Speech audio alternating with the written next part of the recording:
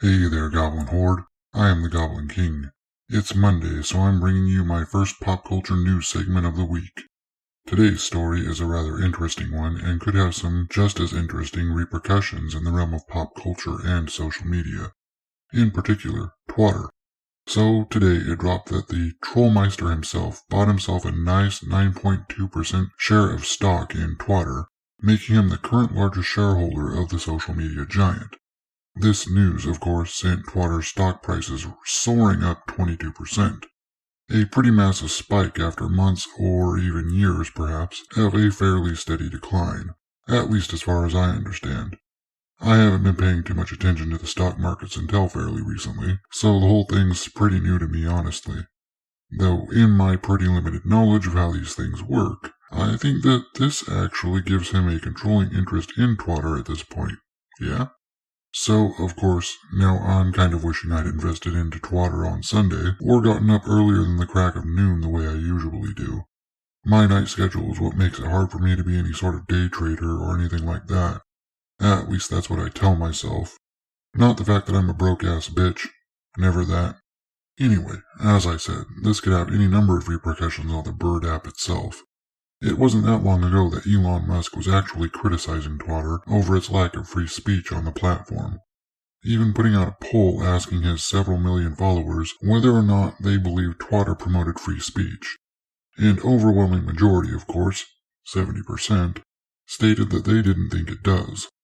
This is not surprising, as anybody who's been paying attention knows that Twatter has quite liberally wielded their banhammer against one specific side of the political and ideological aisle, from banning stories about the Hunter Biden laptop leaks, something which the mainstream media recently reported as fact, to personalities such as Tucker Carlson, Charlie Kirk, and the Babylon Bee, a satirical website posting satire. It's not hard to see why people might not think that Twatter doesn't actually support free speech on their platform. Musk's move to buy a majority stake in the company brought all the usual suspects out to cry about it, on Twatter. This article from the Post-Millennial gathered some of the more prominent crybabies, many of whom actually work at Twatter itself, and gathered some of the more amusing ones on his Twatter account. I'll go ahead and show you some of them now. Creme de Cassie, quote-tweeting herself, states, "I'm honestly kinda terrified right now," with a sad face emoji. Her quote tweet was, "A prominent transphobe buying a large stake in Twitter is not at all funny." This, of course, is this person's bio. Data scientist at Twatter, former astrophysicist, rainbow, nerd, cat lady, feminist, demisexual, genderqueer, trans woman, pronouns in the bio. Typical, right? And then you got these two. "I honestly can't tell if Twitter employees are happy or worried about the news." And then Gerard Taylor, pronouns in his name. "My current sentiment, stock is up, yay, but what about our company culture?" You got Jerry here. "Looks like I picked a good week to be off. No regrets." You got Carolyn Graham Stanson here sharing a crying girl on TikTok. "Me, trying to enjoy the stock price without thinking about why." Then this bundle of fun right here.